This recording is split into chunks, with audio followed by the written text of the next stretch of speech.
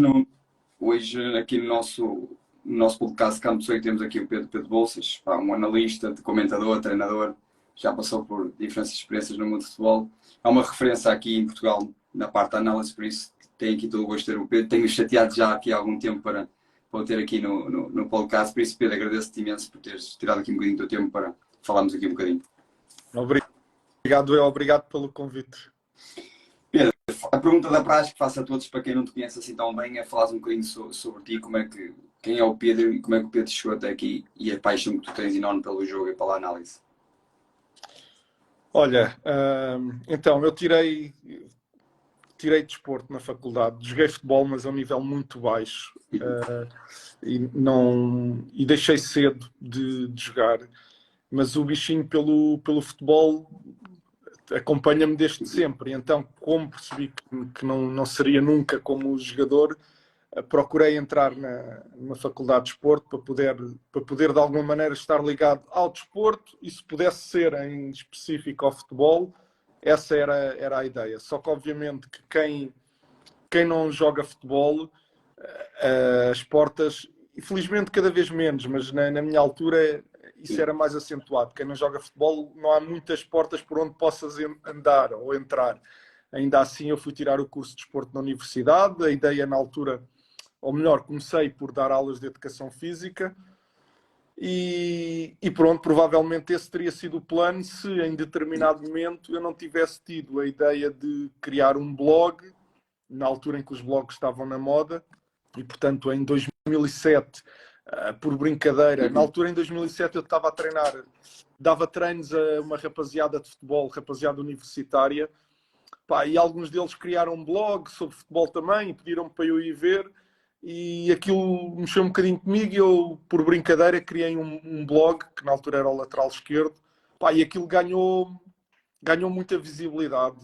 Com o passar dos anos ganhou muita visibilidade, chegaram a ser mais de 100 mil pessoas a passarem por lá mensalmente e essa visibilidade trouxe-me, em primeira instância, um convite para entrar no futebol feminino, por pessoas que me conheceram através do blog, através das ideias que eu partilhava.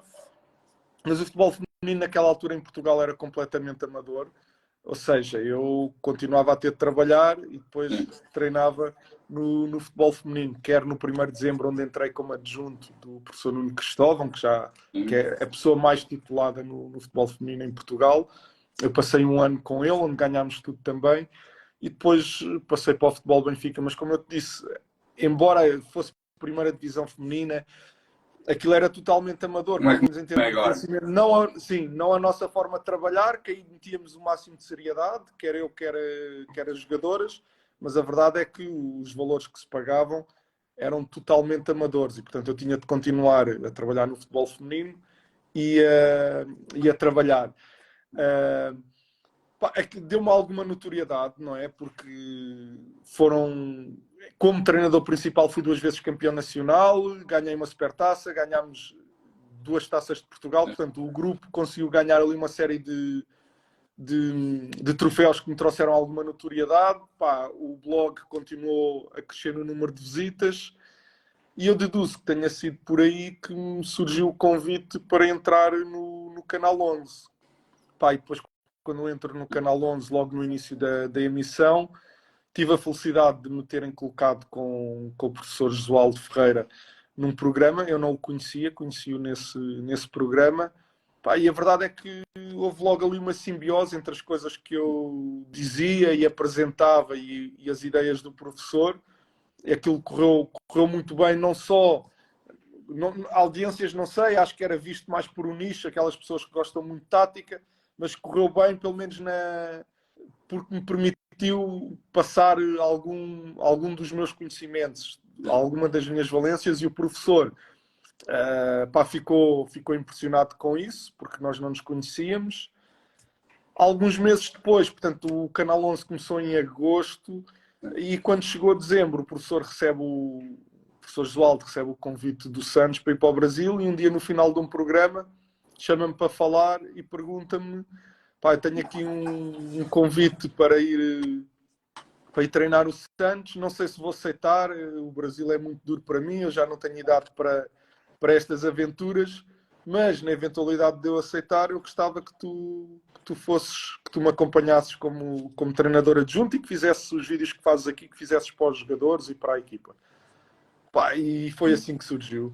Foi assim que surgiu, e depois, obviamente, que quando trabalhas com o professor Josualdo, para além do quanto aprendes e do quanto desenvolves, pá, isso acabou por dar também aqui alguma notoriedade. Acho que o percurso foi esse, ou seja, é um percurso diferente daquilo que é o habitual, pela questão do eu não jogava futebol, e já sabemos que as portas são um bocadinho mais difíceis para quem não joga futebol, mas é quase mesmo a sorte de ter criado o blog, porque eu criei aquilo sem qualquer pretensão nenhuma, só para me divertir a escrever, e no fundo foi o blog que me levou a tudo o resto. As coisas foram surgindo, mas foi o blog que me foi guiando e me levando a tudo aquilo que veio a acontecer.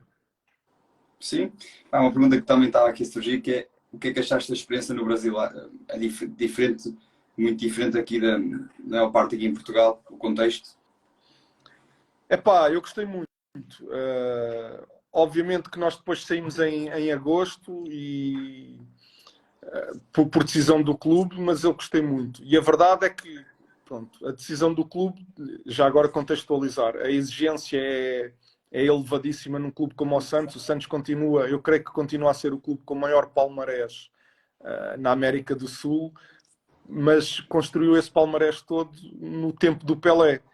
Basicamente, do Pelé para cá, teve ali 1 ou 2 anos com o Neymar, em que também ganhou muitas coisas e que fez coisas interessantes, mas a exigência, ou seja, a exigência é para um clube com uma dimensão incrível, mas nós, quando chegámos ao Santos, o Santos vinha de um ótimo segundo lugar com o Sampaoli, que não fazia há muitos anos e não sei se algum dia vai voltar a fazer, mas tinha tido uma base da equipa muito interessante e metade daquela equipa acabou por sair. Ou seja, 6 ou 7 dos titulares do ano anterior saíram e nós ficámos com as segundas linhas.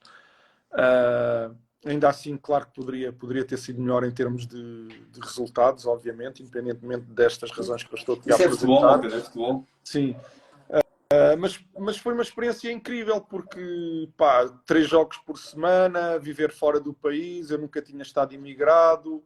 Acho que foi muito positivo, não só em termos de conhecimentos e aprendizagem com o professor Josualdo, e estar integrado pela primeira vez na dinâmica de um clube totalmente profissional, que nós aqui em Portugal não temos a noção. Estão ali a perguntar se eu apanhei o Sotelo no Santos. Eu apanhei o Sotelo no Santos. Estava a dizer, as pessoas em Portugal não têm noção da organização dos clubes no Brasil. É uma coisa incrível. Nós chegámos lá, havia departamentos para tudo: departamento de análise, departamento médico, departamento de aumento da performance. Era uma coisa incrível. No meu caso, eu trabalhava diretamente com o clube tinha 3 analistas do clube. Eu, quando ia trabalhar as imagens dos adversários, já tinha uma triagem feita por eles. Filmávamos o treino. Tínhamos um drone para filmar o treino. O treino chegava-me filmado por drone, ou seja, de cima, onde taticamente é muito mais fácil conseguires trabalhar. Foi tudo incrível. Claro, faltaram melhores resultados, mas para terminar também essa questão dos resultados, a verdade é que de 2020, que foi quando nós lá tivemos, até hoje, já lá vão 3 anos e o Santos ainda não fez melhor do que o que nós fizemos. A melhor prestação do Santos no Paulistão, a última melhor prestação foi a nossa, em 2020. Lá para cá, ainda não se conseguiu sequer apurar para a fase seguinte e nós fomos eliminados na fase seguinte. Volto a dizer, devia ter sido melhor, mas a verdade é que ainda ninguém fez melhor do que isso de lá para cá, porque é um clube que está com muitas dificuldades. Sim, não pedi que falaste em termos disso, falaste agora do treino, dos analistas, scout, tudo. A realidade é que muitas equipas aqui em Portugal, já até digo profissionais, não falando de nomes, não têm essas condições, ou a maior parte delas não tem as condições que muitas equipas no futebol brasileiro têm. Isso não podemos também estar é como tu disseste, a maior parte, não temos a noção da competência e das condições que muitos clubes do Brasil têm. Pedro, fala-nos também, para terminar isto aqui, um pouco do que tu fazes atualmente, quer no Canal 11, quer um pouco fora, também para as pessoas também perceberem o que é que o Pedro faz. Olha, aquilo que é mais visível é o meu trabalho no Canal 11. Mais visível, porque dá na televisão, não é? É por isso que é Mas, ou muito visível. seja, ali no Canal 11, basicamente, tenho alguns programas semanais. No dia do programa sai o guião daquilo que vamos falar e é nesse dia que me é sugerido os radares que vou apresentar.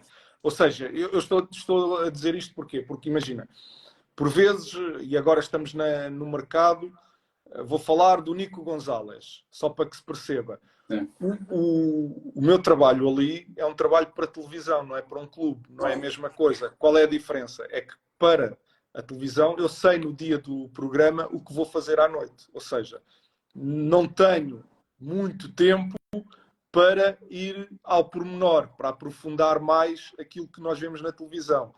Eu vou falar de um jogador qualquer e tenho 3 horas para ver o jogador, fazer o vídeo e dar a minha opinião sobre o jogador.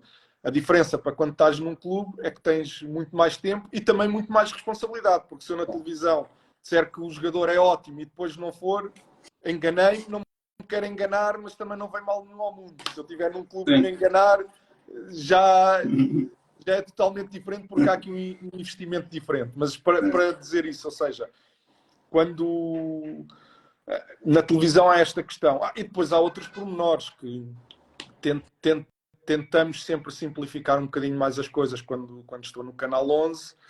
Simplificar no sentido, não é que depois a minha linguagem seja mais complexa ou o que for, mas se há pormenores que eu sei que o público gosta de ver, como a orientação dos apoios, esse tipo de coisas que chama a atenção, eu pego nessas questões, mas também sem ser demasiado pormenorizado, porque é importante perceber que quem vê televisão, e se quer ver aquelas análises, porque nem toda a gente quererá, com certeza, mas quer ver aquelas análises, quer um bocadinho de pormenor, mas também quer entender a coisa. Televisão. Para além disso, para além do que me vem fazer no Canal 11, eu faço análises individuais com uma série de jogadores de futebol, maioritariamente aqui jogadores portugueses, desde alguns jogadores de Primeira Liga até camadas jovens, desde jogadores de seleções A até basicamente todas as seleções nacionais, apanho de tudo. Eu ia Como é que eu tocar faço? nisso. Como é que eu faço as análises? Vou ver os últimos jogos deles, faço uns cortes e depois dou a minha opinião. Sempre tendo em atenção algumas questões, nomeadamente explicar-lhes de antemão que a minha opinião não se sobrepõe nunca à do treinador. Se o treinador disser que é X e eu tiver a dizer que é Y, a resposta certa é o X. É a resposta do treinador, porque não sou eu que os ponho a jogar. Sim. Mas tento também ser sempre coisas muito mais individuais do que coletivas. Ou seja, nunca falo muito de coisas coletivas. Tenho sempre esse cuidado e o cuidado de que as coisas, de que seja uma conversa aberta. E eu costumo dizer-lhes, eu não vos ensino nada. E esta é a minha opinião. Se das 20 coisas que falarmos e nós virmos, se aproveitares uma, para mim já está ganho. Sim, Pedro, eu também tenho que colocar essa questão, que eu acho que tem crescido, acho que é importante a parte da análise individual. O jogador é como ter, entre aspas, um preparador físico, um nutricionista, para tentar perceber o que pode melhorar ou corrigir determinados aspectos. É isso que eu também te ia perguntar. Tu achas que isto é uma área que pode crescer em termos de, no futuro? Porque vemos isto muito no Brasil, em Inglaterra também já vemos, mas aqui em Portugal algo que ainda está ainda um bocadinho morto. Qual é a tua opinião em relação a isso? Eu acho que é mais uma valência porque contribui para o desenvolvimento dos jogadores. Os clubes, a questão é, os clubes vão tendo quem faça essas coisas, mas têm uma série de jogadores e é difícil chegar a toda a gente com um grau de minuciosidade. Agora, isto é, os jogadores têm que também, quando chegam a determinado nível, ou se querem chegar a esse nível, têm de investir no seu aperfeiçoamento, na sua melhoria. Eu acho que faz todo o sentido que pode ajudá-los a tornar melhores jogadores. Eu tenho esse feedback, recebo feedbacks que me deixam muito feliz. Óbvio que não posso estar estar a partilhar diretamente casos, mas tenho feedbacks de malta que me faz sentir bem, porque me faz sentir valorizado, que faz sentir que o jogo deles melhora e pedem-me ajuda em determinadas situações, e isso, pá, não, acho que não há maior gozo do que esse, de tu, gente que tu admiras, que tu, que já é bom quase poderes dizer que os conheces pela admiração que tens por eles, e tê-los não só fazerem essas análises contigo, mas como apreciarem o trabalho, acho que para mim é muito recompensador. Opa, eu concordo contigo, porque eu também já fiz trabalhos desses e é importante porque ajudas o jogador. Opa, é como tu disseste, não é estás a dizer o que é que ele deve a sobrepor o treinador, mas estás a ajudá-lo a corrigir determinados aspectos que pode fazer com que ele chegue a um determinado patamar. Eu acho que vai ser uma área, oh Pedro, que a maior parte dos jogadores que querem chegar a um determinado nível vai ser preciso, porque tirar as equipas de topo, não há muitas equipas que têm analistas individuais no clube. Sim, a verdade era aquilo que estavas a dizer. Tu hoje em dia, e agora como estamos no off-season, vês que está toda a gente a treinar com um PT preparando a época. Isto pode perfeitamente ser mais um caminho de análise. Se o jogador quer ser melhor, tem que ser melhor na nutrição, no físico, na compreensão do jogo. Portanto, há muitas valências por onde melhorar, e a análise é claramente uma delas. Já é bom, porque há uns anos atrás em Portugal, nos clubes, isso nem sequer era considerado. Já é bom que todos os clubes tenham a sua equipa de análise que procura fazer esse trabalho. E depois, para além de todos os clubes, todos, não são todos, mas já há uma percentagem muito significativa, para além desses clubes que já querem fazer esse trabalho, o que também já começas a ver cada vez mais, é equipas técnicas que têm sempre o seu analista. Porque se tu recuares 10 anos, ninguém tinha analista nas equipas técnicas. Nem é preciso tanto, mas... Sim, nem é preciso tanto.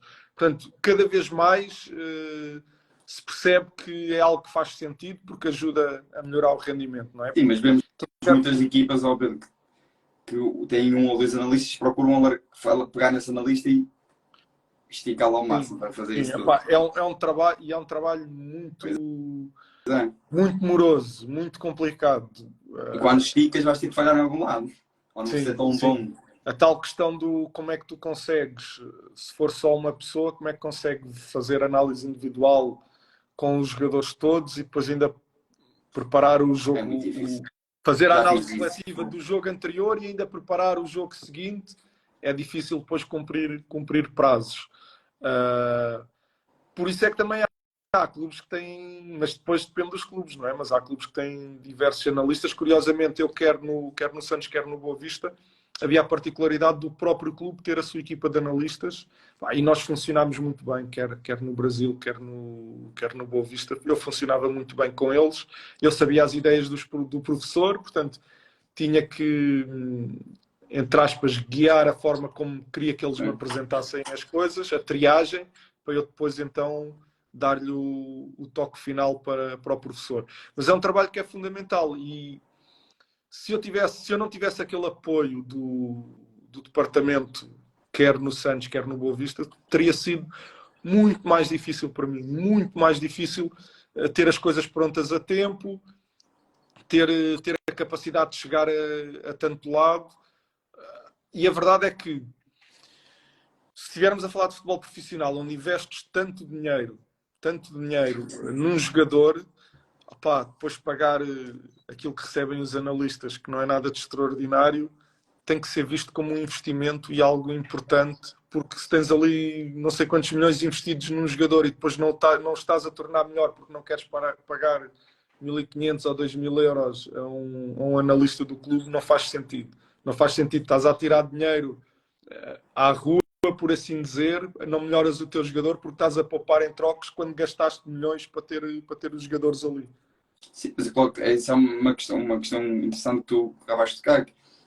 Vemos que é algo, sem falar nos clubes grandes que isso tem, claro que tem, mas muitas equipas não têm isto e às vezes uma pessoa questiona-se, que é como é que têm poucos analistas, como é que só têm um, como é que só têm dois. Porque, Pedro, é muita coisa que faz um analista, análise da própria equipa, do adversário, bolas paradas, análise individual, está no treino, análise do treino. Sim, E faz Muita coisa. porque muita da melhoria, quer individual, quer coletiva, passa por esse trabalho. E repara, há algo que eu aprendi com o professor. Foi das coisas que mais aprendi. Pá, por certo, toda a gente já viu uma série de jogadores importantes elogiar o trabalho que o Josualdo faz com os jogadores individualmente. Nós já ouvimos o Quaresma a dizer Sim, agora já percebo que já falou muito. que o professor não disse que fez dele jogador, mas que contribuiu decisivamente para ele ser melhor. Mas são muitos, até o próprio Lutz. Aliás, eu vou contar uma coisa engraçada. No Santos, quando nós estávamos no Santos, o Lutz estava no Atlético Paranaense. E o Lutz mandou uma mensagem ao professor, que o professor mostrou-nos, a perguntar: então, professor, ainda continua a ensinar os meninos a jogar futebol? Ou seja, os Lutz a dizer que o prof ensinava aos meninos. Os meninos eram os jogadores do Porto com quem ele teve, e agora perguntar-se no Santos continuava a fazer o mesmo. E estava-te a dizer, algo que eu aprendi com o professor é que tu, ao melhorares, isto não é grande descoberta, mas pronto, mas faz todo o sentido. Ao melhorares individualmente os jogadores, estás a melhorar coletivamente a tua equipa. O professor tinha muito cuidado, e eu acho que para mim foi espetacular poder ter trabalhado com ele. Tinha muito cuidado com pormenores. Por exemplo, aquelas questões, as mais conhecidas que nós víamos na televisão, da recepção. Tu receberes bem a bola ou mal, é a diferença da tua equipa conseguir ser rápida ou não. A velocidade do jogo está mais relacionada com a tua ação técnico-tática do que com o tu correres rápido ou correres lento. Claro. Porque tu consegues receber para a frente, tu tens condições para acelerar o jogo. E o jogo é mais rápido. Se tu, na tua ação técnico-tática, se tu recebes mal uma bola, o jogo atrasa. Tens que passar. Recebes a bola de costas, a seguir tens que passar ao teu central, porque se tentas rodar, perdes a bola. Ou se tentas rodar, demoras mais tempos. Agora, se tu recebes a bola com o pé esquerdo, enquanto a bota esquerda pôs ao relevado e tu com o direito já estás a fazer um passe, o jogo fica mais rápido. O jogo acelera ou perde. E parece que estás a jogar muito rápido, mas... Sim, ou seja, a velocidade do jogo está relacionada mais com a ação técnico-tática do que propriamente com a correria. E se tu melhorares individualmente os jogadores nesses pormenores, a tua equipa, o teu coletivo torna-se melhor. Porque as coisas interligam-se. Consegues ter mais velocidade no teu jogo. A tua equipa é melhor. Se toda a gente melhorar individualmente. E o professor tinha muito cuidado com isso. E eu acho que faz toda a diferença, não só para a melhoria dos jogadores. A melhoria dos jogadores é óbvia. Mas para um treinador que quer melhorar a sua equipa, ter jogadores a dominarem princípios que são individuais, mas torna-os melhores e torna a equipa melhor.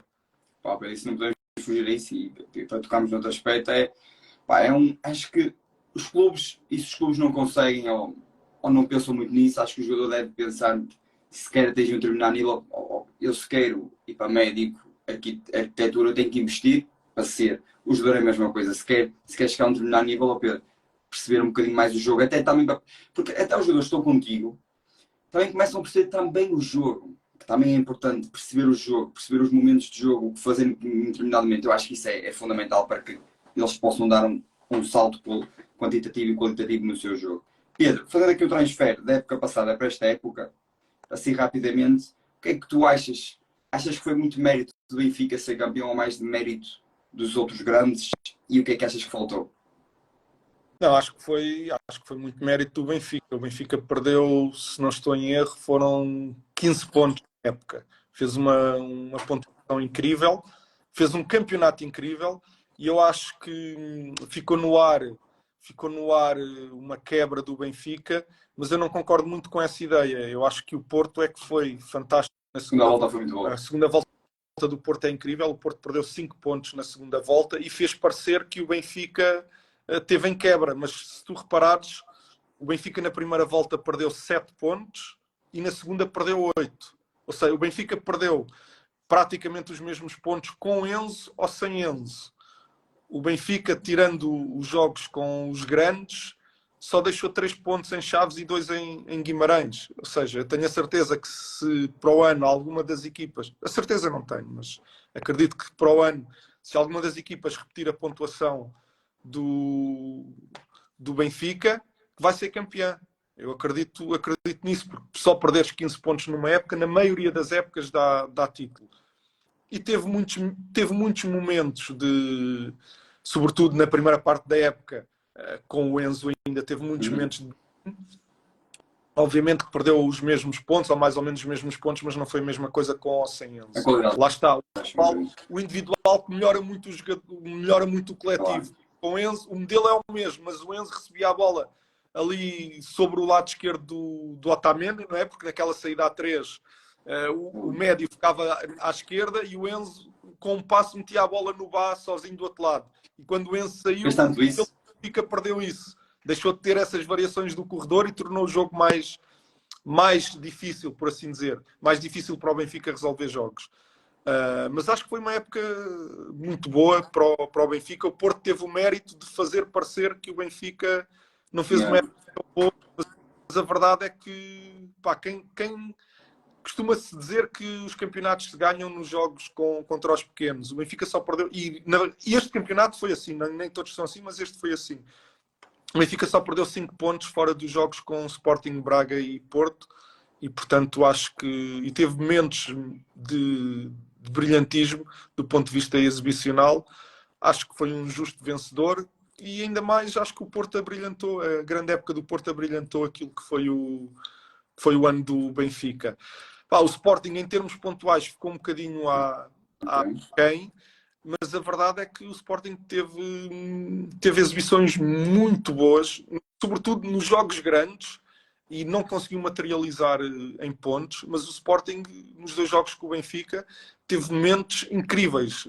Quer na Luz, sobretudo em Alvalade, aquela primeira parte, toda a gente se recorda que o Sporting esteve totalmente por cima do Benfica, mas na Luz também teve durante muito tempo por cima do Benfica. Nos jogos com o Porto, que não ganhou um jogo ao Porto... Falhou 2 ou 3 lances diferentes. Até no Dragão, que acaba por ser penalizado e perde 4-1, se não estou em erro. Era um bocado assim, não foi algo assim já.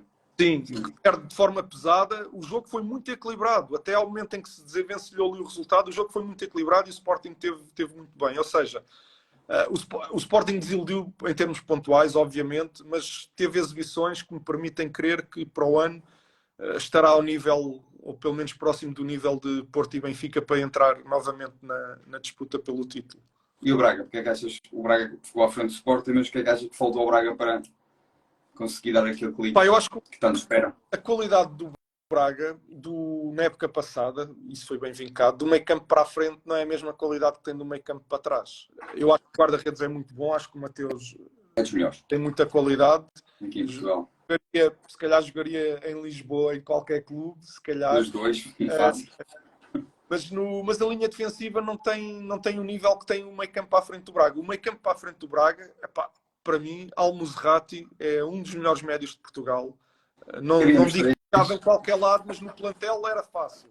Nos 3 grandes que havia. Depois, do meio campo para o Ricardo Horta, nem vale a pena falar, toda a gente sabe, porque o Ricardo Horta tem uma particularidade, e é por isso que eu gosto tanto dele. Ele não é muito espalhafatoso, mas é aquele jogador que define bem. Ou seja, ele faz o passe quando tem que fazer o passe, para o sítio que tem que fazer o passe, na hora que tem que fazer o passe. E a finalização é o mesmo. É um jogador de rendimento. Tu vais ver os números do Horta e é uma coisa incrível. Ele está há não sei quantos anos a fazer dezenas de golos todos os anos. Ou seja, não foi uma época como alguns jogadores fazem uma época e fica aquela época. Não, o Ricardo Horta está a fazer isto há 4 ou 5 anos e para o ano vai fazer igual, porque é o hábito. E depois há outro jogador no Braga que eu gosto muito e que não é muito falado e que também tem esta capacidade de definição. Não tem depois, se calhar, a intensidade competitiva do Ricardo Horta, mas a definir ao nível é jogador de equipa grande, que era o Yuri Medeiros e que saiu. Se o jogo fosse só ter bola no pé, o Yuri é jogador de equipa grande. O jogo não é só ter bola no pé, por isso é que ele esteve no Braga e saiu agora até por valores bem aquém daquilo que é o seu rendimento. Ou seja, o Braga tem uma equipa fortíssima do meio campo para a frente, mas efetivamente do meio campo para trás não corresponde. E se nós viermos àquilo que foram os jogos onde o Braga não correspondeu, nomeadamente final da Taça com Porto, jogo da Luz, jogo no Estádio do Dragão, os de Alvalade, perdeu 2 vezes 5-0 com o Sport. Eu acho que teve muito a ver com não é só o defender bem ou defender mal da linha defensiva. Eu, quando falo da qualidade da defesa, ou dos defesas do Braga, que é boa, mas não é de nível Porto, Benfica ou Sporting, ok? É boa. Não estou a dizer que não são bons. Não estão a nível dos outros três. E mesmo assim deu para ficar à frente do Sporting. Mas quando eu falo da qualidade desses defesas, não é só o defender e não sofrer golos, é o processo de construção. Porque o que aconteceu nesses jogos foi que a pressão do jogo na Luz foi evidente, mas os jogos com o Porto também. A pressão dos adversários sobre a construção do Braga fez com que aqueles defesas não tivessem como fazer a bola chegar em melhores condições aos jogadores do meio campo e do ataque. E como a bola não chegava em melhores condições aos jogadores do meio campo e do ataque, o Porto, ou o Benfica, ou o Sporting recuperavam sistematicamente a bola e o Braga não saiu de trás. E isso acabou por condicionar todo o jogo do Braga. Ou seja, naqueles jogos, se calhar as pessoas dizem assim, nos jogos grandes o Yuri não apareceu, o Horta não apareceu, o Abel não apareceu, mas como é que eles podiam aparecer se não receberam uma bola para jogar? É que eles não receberam uma bola para jogar, andavam a saltar à procura de bolas. E, portanto, eu acho que isso teve muito mais a ver com o nível das individualidades da defesa, e volto a dizer, até mais no plano ofensivo que defensivo, e acho que foi isso que faltou ao Braga para poder ser campeão. Mas a verdade é que é um clube que está cada vez mais forte, está a crescer a um ritmo impressionante, sobretudo porque desenvolve também muito bem a sua academia, e isso depois permite-lhe não só ter jogadores, mas ter dinheiro, porque ainda agora fez... Com o Vitinha fez 30 e tal milhões e é um jogador que vem da sua academia. Portanto, acho que a tendência no futuro é termos o Braga mais próximo sempre desta... Isso é bom, isso é bom. Isso é bom para o nosso campeonato. Pedro, agora falando um bocadinho agora da época que está a começar, também tenho estado muito por dentro disso, falando um pouco das possíveis contratações e já contratações aqui no Benfica, falamos um pouco aqui do que é que estás a achar, o que falta ao Benfica e esta contratação do Coxo. Achas que Coxo veio para ocupar a posição do Enzo ou achas que vai jogar um bocadinho mais à frente? Eu digo isto porque, pela variabilidade que ele tem que o Enzo tinha, que era conseguir variar o jogo para o lado contrário, de uma maneira que teve que o Florentino, por exemplo, não consegue, ou até outros jogadores que o Benfica tem ali, até o Chiquinho. Tu achas que ele vai jogar mais ali ou achas que vai jogar mais à frente? Não, vai jogar ali. Nunca se pode dizer que tenha certeza, mas vai jogar ali. Para já, não só por aquilo que tem feito na pré-temporada, que tem sido como médio. Depois tem algumas coisas com o Enzo. Eles chegarem à zona de finalização. Já falaste, mas a forma como recebe, a tensão no passe, mesmo o passe rasteiro do Coxo é tenso. É um jogador que tem, nestes 2 jogos que eu vi pelo Benfica, que me impressionou. E depois, dizia eu, não só por isso, mas porque aqueles lugares nas costas do ponta de lança é onde está mais bem servido em termos de plantel, não é?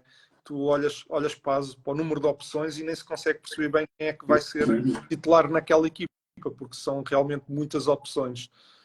Lacuna mais evidente, ou lacunas mais evidentes. Não tem um lateral direito suplente, mas eu também te diria que se o plano for o João Vítor ser o lateral direito suplente, eu acho que o Benfica faz muito bem em não investir mais, ou melhor, se há a posição que o Benfica não precisa de investir muito, e se ele faz aquela posição com segurança, acho que chega, porque o Bate tem condições, se não estiver lesionado, para fazer o que o Grimaldo fez no ano passado, que é uma série de jogos infindável, e a segunda opção não vai ter muitos jogos. E tendo poucos jogos, acho que...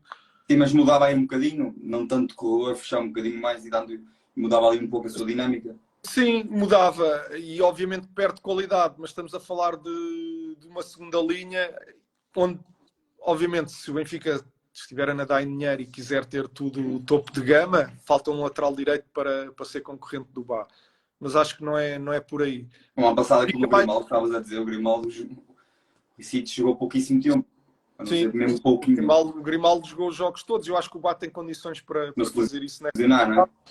Quando não puder jogar, há quem cumpra, que não traz a categoria que o Bá tem na posição, mas dentro do plantel tem quem cumpra lá. Onde me parece que o Benfica pode melhorar, e não é que esteja, e eu já falei no canal até 11 sobre isto, não é que esteja mal servido, mas acho que é uma posição onde o Benfica não está ao nível de outras, é na baliza, na minha opinião.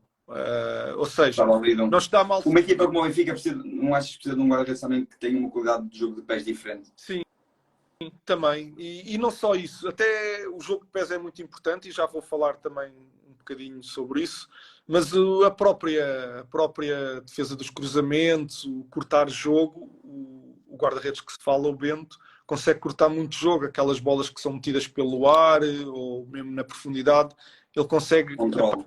jogo que o Vlaco Dimos, por Tem exemplo, não dificuldade. apanha, que é um guarda-redes mais defensivo, que fica mais defensiva, não é mais defensiva, é que fica mais na defensiva. A questão do jogo de pés, pá, é obviamente que, e se quisermos falar do Bento, o Bento não é o Diogo Costa, não tem a qualidade nem lá perto de pés do Diogo Costa. Tem uma vantagem, é que, ou seja, a construção curta dele, não, do que vi e das informações que recolhi, não é melhor que a do Odisseias, também não é pior, andam ali nivelados. Agora, a diferença é que teres uma batida que mete a bola no meio campo, a meio do meio campo adversário, é uma vantagem nos dias de hoje para quem quer fugir à pressão, porque o que tu vês, as equipas quando defendem, quase todas as equipas estão numa de meio campo ofensivo, eu pressiono, encosto homem a homem, para não deixar sair buscar. No meio campo defensivo, recolho junto. Tu teres um guarda-redes que bate a bola para meio do meio campo ofensivo, que mete a bola no meio campo adversário, contornas a pressão, mesmo que percas aquela bola, já ficas a defender, sobes e já ficas a defender no meio campo adversário. Muda muito o teu jogo. E eu recordo, por exemplo, e porque estamos a falar do Benfica, o Porto, quando veio ao Estádio da Luz, o Benfica teve muitos períodos em que não conseguiu sequer passar do meio campo. Passava ao guarda-redes, o Odisseias batia, a bola morria ali no meio campo, o Porto recuperava a bola e o Benfica não saía do seu meio campo. Só tens o guarda-redes que até que o Sporting, isso. Sim. Aqui, para terminarmos aqui o Benfica, Pedro, em termos de posições que o Benfica está a mais e que, na tua opinião, vai precisar, não é que vai ter que despachar entre aspas, mas que, na tua opinião, vai precisar ou tem necessidade de despachar para não ter tantos jogadores naquela posição que não é preciso? Olha, ali as costas dos avançados são assim, contando com o Guedes, que ainda não foi apresentado, mas toda a gente diz que fica, o Benfica tem 8 jogadores para três posições. Eu acredito que o Benfica esteja à espera de... Não acredito, mas talvez, faz sentido, esteja à espera de uma transferência ou duas naqueles lugares, porque não tem que ter tantos jogadores, inclusive até nos jogos de pré-época, nem todos estão a jogar mesmo com 11 posições a meio do jogo. Acho que é onde o Benfica tem riqueza de opções e onde eventualmente sairá alguém, até porque aquilo que se fala um possível interesse do Rafa, e o Benfica foi-se preparando para perder o Rafa. Pedro, passando aqui para o Porto, o Porto não tem estando tanto ativo no mercado, na tua opinião, qual é que também as posições que o Porto achas que é essencial? Sabendo que o Porto certeza que vai ter que vender um ou outro, também podes falar um bocadinho sobre isso? Sim, olha, claramente os médios centros, porque a saída do Uribe era muito importante. É um jogador... Eu gosto muito deste tipo de jogadores, sabes? Se calhar há uns bons anos atrás valorizava demasiado aqueles que fazem umas coisas bonitas com a bola, ignorando o resto. Mas a verdade é que as grandes equipas têm jogadores que são completos. E ser completo não é ser bom com o pé direito ou ser bom com o pé... E ser bom também com o pé esquerdo. É ser bom no momento ofensivo e ser bom no momento em que não há bola no pé. A maior parte do tempo que tu jogas não tens bola no pé. E o Uribe tinha isso. É um jogador com uma capacidade de desarme incrível, com chegada à frente, ou seja, tudo aquilo que não tem bola, o Uribe cumpre. Não só o desarme, mas mesmo em momento ofensivo, a chegada à frente, o estar constantemente em movimento para dar a linha de passe, e depois com bola é um jogador com qualidade. E lá está. Há muitos jogadores bons que nós olhamos e gostamos, mas ser completo não há muitos. Eu recordo que, se recuarmos há não muitos anos, basta recuar, esquecem desta temporada, o Benfica passou por muitos problemas no meio campo por causa disso. Tinha jogadores que jogavam bola no pé, mas sem bola eram muito fracos. E o Uribe trazia isso para o Porto, é um médio completo. E o Porto precisa de um médio dessa dimensão, e não é fácil encontrares alguém que seja tão bom com bola como é bom sem bola. E a perda do Uribe acho que agudizou isso. Obviamente que num cenário ideal eu falaria em 2 médios para fazerem dupla. Aqueles que se falam, Alan Varela e o Nico, parecem-me que seriam ótimos reforços. Eu gosto muito, sobretudo, do Nico Gonzalez. Um jogador que eu por acaso falei há pouco tempo do 11 e fui recolher uns dados. Na Liga Espanhola teve uma média de 10 recuperações de bola por jogo, o que é impressionante ao nível do que o Uribe faz em Portugal, e depois também tem aquela leveza com bola na progressão. Ou seja, o cenário ideal seria 2 médios centros. Eu não sei se a capacidade financeira do Porto o permite ou não. Tem que vender, não é? Depois, obviamente, que as laterais, a lateral esquerda, a lateral direita, acho que o João Mário está muito bem e basta uma alternativa. Agora, na lateral esquerda, se houver a possibilidade de contratar. É que o Porto, quando perde o Alex Telles, o Porto perde dezenas de golos. Porque muito bem. entre golos e assistências passou das 2 dezenas. E não tem, nem o Vendel nem o Zaidu têm qualidade para mim para ser...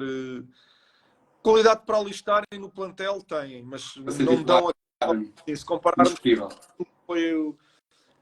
foram os grandes laterais em Portugal no passado recente, o Porro, o Grimaldo, o próprio Alex Telles que saiu para eles entrarem, é uma diferença muito grande e acho que passa muito por aí a melhoria da equipa do Porto.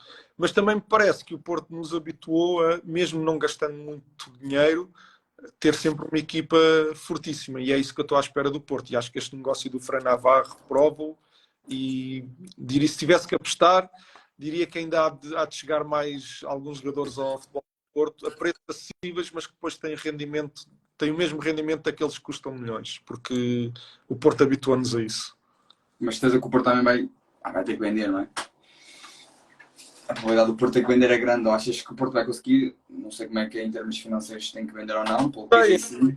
Tens aqui aquele que seria o mais provável, ou se calhar traria o maior encaixe, era o Diogo Costa, mas não é fácil venderes um guarda-redes por 60 milhões, porque só 4... O Manchester acabou de comprar, não sei, não é oficial, mas já veio... Só 4 ou 5 clubes é que têm capacidade para pagar aquilo.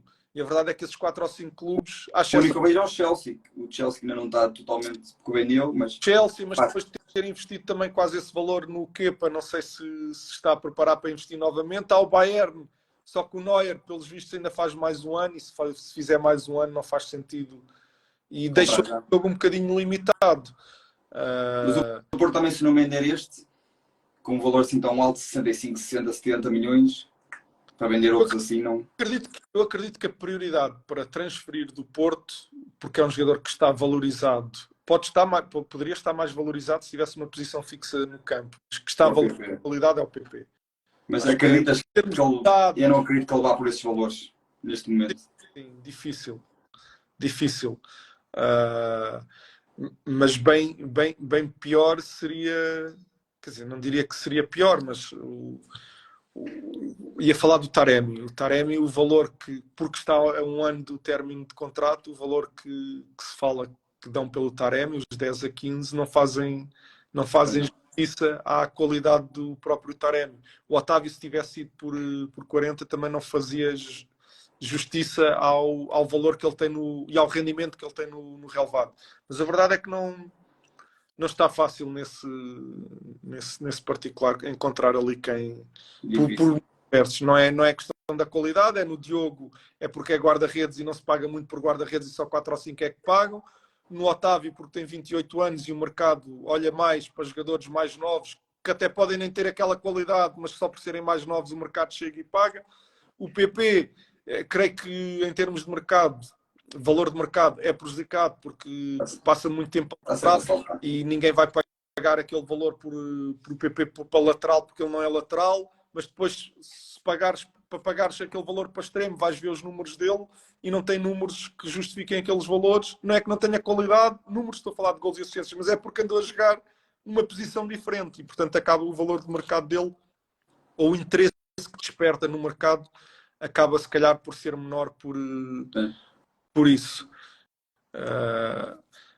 É o que é. Agora, ali, porque o mercado não paga exatamente o valor dos jogadores, porque tu olhas para a equipa do Porto, se for só valor rendimento no relevado, Otávio, Taremi, são todos jogadores. o próprio Pep, que no mercado acredito que não tenha valor algum, mas o rendimento que ele tem é mais alto do que jogadores que têm um valor de mercado muito alto. Essa é a realidade. Agora, o Porto tem um problema para resolver, porque precisa de voltar a ter jogadores que possam valorizar-se e serem transferidos no futuro, como teve com o Vitinha, com o Fábio Vieira, e estão a chegar alguns da equipa B, mas não sei se já estão preparados. Gosto muito do Vasco Sousa, por exemplo, que esteve no Europeu de Sub-21, embora não tenha jogado. Creio que com as oportunidades certas tem capacidade para se impor e ser um desses jogadores, mas a verdade é que também ainda não já se estreou na equipa principal, mas não fez muitos jogos, e estar a dizer que se chegar e vai pegar logo destaque é quase um exercício um bocadinho de adivinhação. Ok. Pedro, aqui para terminarmos, o Sporting. O Sporting está-se a reforçar, que tornou agora avançado, mas precisa de médio, precisa de lateral direito. Qual é a tua opinião em relação ao Sporting? Olha, eu acho que o ponto mais forte do Sporting é... Os centrais? Ia dizer uma coisa diferente. Se estivermos a falar de jogadores, é os centrais, claramente. Mas ia dizer o modelo e o trabalho do Pena. É muito difícil parar o Sporting. Mas individualmente não tem o nível dos outros. Mas também não é como se calhar há uns bons anos atrás, não é parente pobre nenhum, porque o Sporting tem uma série de jogadores que são, eu arrisco dizer, de nível mundial, como o Edwards, é um jogador que eu acredito que se um dia sair for para uma grande equipa que tem condições para triunfar. Ou seja, individualmente... Falta decidir um bocadinho melhor, não achas? Sim, para quem tem o desequilíbrio que ele tem que ter melhores números, tem que fazer mais golos e ter mais assistências. Mas não é que tenha má. Não, mas isso é que foi como o Rafa. O Rafa também nunca deu salto por isso. O Rafa também não tem maus números, mas para aquilo que ele desequilibra tem de ter mais. E eu acho que o Edwards também passa por aí, embora eu acho que o Edwards, na definição, até defina melhor que o Rafa, não tem depois a velocidade de deslocamento e de progressão com a bola que o Rafa. Agora, creio que foi buscar um jogador que já precisava há mais tempo, um ponta de lança, com um nível, ou um perfil, não é um nível, é um nível se calhar também, mas sobretudo um perfil muito diferente do Paulinho, ou seja... Sim, que as pessoas olham muito para a altura dele e para o físico e já ouvi dizer que é muito igual, não tem nada a ver com o Paulinho, mas pronto. Não, mas este avançado é muito potente, tem uma velocidade... Bom ataque à profundidade. É um jogador de espaço, é um jogador de ataque ao espaço, e o Paulinho não é esse jogador, o Paulinho é jogador de bola no pé. Ele também faz isso, ele faz muito bem aquele apoio de costas. Sim, aquela bola que vem do guarda-redes, ele recebe, porque era esse o jogo do Coventry, eu falo com muita qualidade. E sobretudo o ano passado o Sporting fez muitos golos, e também teve muitos jogos em que não marcou golo nenhum. Ou seja, quando marcava primeiro foi fácil fazer golos, mas quando não marcava nem sempre foi fácil. Ou seja, tendo feito muitos golos, houve muitos jogos em que ficou a 0 e que perdeu pontos e perdeu jogos por isso. Contra equipas como o Aroca, o Desportivo de Chaves, o Gil Vicente, foram muitos jogos a 0 mesmo. Muito. E acho que foi penalizado porque não teve em muitos momentos um avançado que pudesse fazer mais golos. Porque em termos de criação, e já tínhamos falado há pouco do Sporting, em termos de capacidade para criar, para sair da pressão, o Sporting não perdeu em termos de volume de jogo para ninguém, não perdeu para o Benfica, nem perdeu para o Porto, só que depois em muitos jogos não teve quem finalizasse ou quem definisse com mais qualidade lá na frente. Aliás, é curioso que nós tivemos no Canal 11 alguns convidados que jogaram esta temporada na Primeira Liga, recordo-me, creio que foi o Afonso Taira, mas foram mais, 2 ou 3. E quando lhes perguntaram, eles disseram que até um treinador... Acho que não foi do Vizela? Sim, que era foi o do Vizela. Disse que a equipa mais difícil de parar, os jogos ele disse que a equipa mais fácil de analisar, mas a mais difícil de parar. Sim. Olha, eu senti muito isso. É óbvio que ao dia de hoje já não é como quando foi novidade, mas no primeiro ano, do Clube Amorim, primeiro ano não foi o primeiro, ele entrou a meio, o ano em que é campeão, é a primeira época completa. Foi quando eu estava no Boa Vista com o professor Josualdo. E efetivamente, se eu voltar àquela época, o Sporting era muito melhor que todos os outros.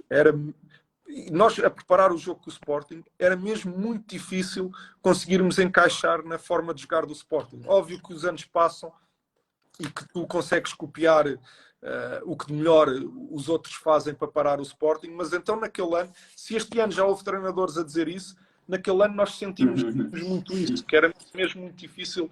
Eles sabíamos o que eles iam fazer, mas era muito difícil conseguir contrariar aquela dinâmica. Muitos movimentos que se repetiam, mas que eram muito bons. E por isso é que eu te disse logo no início que, independentemente de...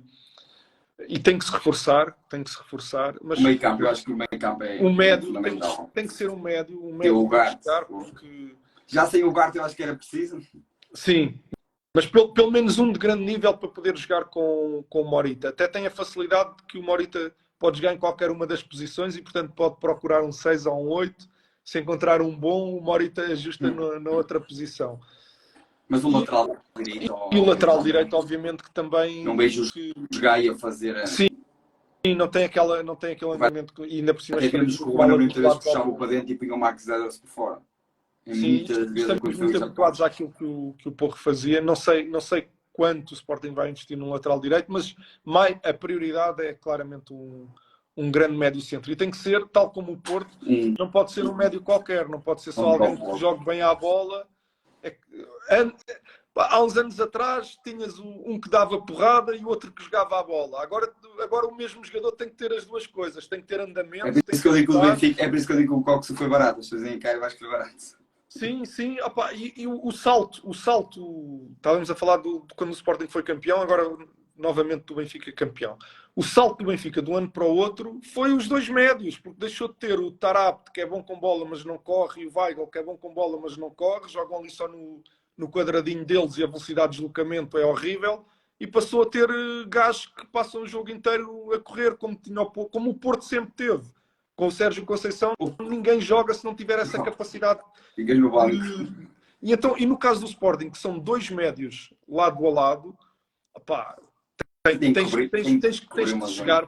Aliás, essa é a razão que eu encontro para que o ano passado esteve lesionado, mas no passado o Daniel Bragança, que tem um talento brutal, não se impôs porque não tem aquela passada que tem o Palhinha, que tem o Ugarte, aquela capacidade de recuperação defensiva, porque é importante. Mas não vias o Alves Morati no Sporting? Sim. Mas porque é que achas que faz-me...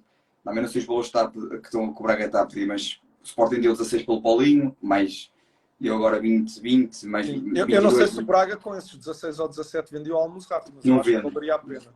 Pois. Sim, não sei se também vende, não acredito. O Almozrati tem 28 anos ou 26, não, 26 para aí ainda. João, eu ia dizer, porque as pessoas têm cada vez menos, mas em determinado momento, e eu acho que se calhar o lateral esquerdo também contribui um bocadinho para isso, formar erradamente aqui uma ideia. Mas ficou-se com a sensação que uma equipa para ter bola, basta ter quem trate bem a bola. Aquele jogador é bom de posse. Por exemplo, o Yuri Medeiros é um jogador de posse. Ele é bom quando tem a posse. Mas se tu tens uma equipa com 11 jogadores que são muito bons com bola, mas que depois não têm capacidade de recuperação, não têm andamento para roubar bolas, tu podes ter a bola 5 minutos, mas se quando a perdes demoras 10 a recuperar, vais ter 20% de posse de bola. E a tua equipa é só estrelas. Aliás, eu acho que se calhar o insucesso do Paris Saint-Germain nas competições europeias tem muito a ver com isso, porque eles lá na frente não têm capacidade para pressionar ninguém. É fácil ter a bola. Quando o Paris Saint-Germain tem a bola é difícil tirar, mas quando não tem é fácil ter a bola com o Paris Saint-Germain. Isso é buscar um lugar. Sim, tu consegues estar ali muito tempo com bola. Olha, basta só dizeres aos teus centrais: olha, em vez de avançarem, fiquem só com ela aí parados. O Messi não vem, o Mbappé não vem, o Neymar não vem, e portanto a gente tem aqui bola e estamos descansados. Porque para teres muita bola, não é só seres bom com bola. Tens que ser bom com bola, senão estás sempre a perdê-la. Mas também tens que ser bom sem ela, porque senão não a recuperas. Sim. É verdade. E o Sporting precisa desse médio, um médio que seja, ainda para mais, estava eu a dizer, quando jogas com dois médios, apenas dois no corredor central, tem que ser muito completos. E serem completos é ter momento ofensivo, mas ter também momento defensivo, é ter uma intensidade competitiva, mas ter também o lado técnico bem bem desenvolvido. Já não dá para jogar com um para bater e o outro para ir lá atrás buscar a bola. Sim, mas não é fácil encontrar um jogo desses. Eu acredito que o Braga esteja a pedir acima de 25 milhões para o Morato, mas também não acredito que encontres um. Não é, até porque, e tanto não é que eu estava aqui a pensar, mas em Portugal, um jogador que possa jogar ali, acho que só há mesmo o Al-Musrati. É por isso que eu te falei, mas acho que não Fora encontras. dos 3 grandes, acho que é o único que eu O encontro. Benfica deu 25 milhões mais 5 para objetivos, algo assim do género, pelo Coxo, mas eu acho que foi barato, porque eu acho que o Coxo vai dar muito dinheiro ao Benfica, pelo que eu analisei dele, mas isso eu posso dizer aqui como tu disseste, eu posso dizer porque se eu errar também não tenho problema nenhum, mas eu acho que ele vai dar, mas o Sporting precisa de um... O Sporting Porto, ele cabia nos dois. Pedro, aqui rapidamente, aqui 2 minutitos, o Braga, o que é que achas que é preciso para este ano sim conseguir estar mesmo na luta pelo título? Na defesa, o José Fonte dizem que bem, mas o que é preciso? Já assinou para trás experiência, tem uma particularidade que eu ontem até referi no Canal 11.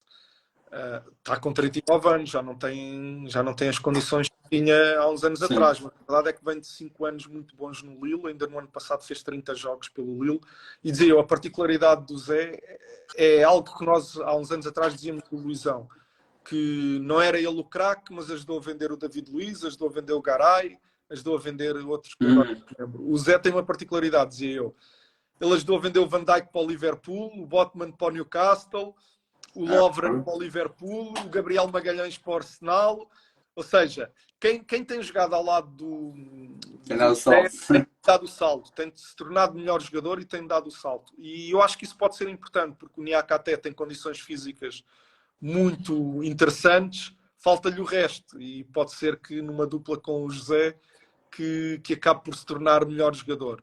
Agora, a linha defensiva do Braga continua a não estar ao nível. Eu acho que o José não jogava em nenhum dos 3 principais clubes, nem o Niakate, portanto a linha defensiva do Braga continua a estar abaixo daquilo que são os clubes, os outros 3 em Portugal. E a linha defensiva, e volto a dizer aquilo que falei logo no início, é das coisas mais importantes, porque tu para atacares bem, os ataques começam maioritariamente na defesa. E para atacares bem, os teus defesas têm que ser mesmo bons jogadores. E eu acho que, olha, há pouco falámos de méritos do Benfica. O Benfica teve no Otamendi, não queria dizer no Otamendi, queria dizer no António, entre aspas, achado incrível, porque ele, essa ofensiva, é um jogador incrível e contribuiu muito para isso. E ao Braga faltam jogadores que lá atrás consigam levar a bola com qualidade aos homens da frente. Porque quando não são pressionados e a bola chega lá à frente, o Braga fez golos que nunca mais acabam, teve bem, criou oportunidades.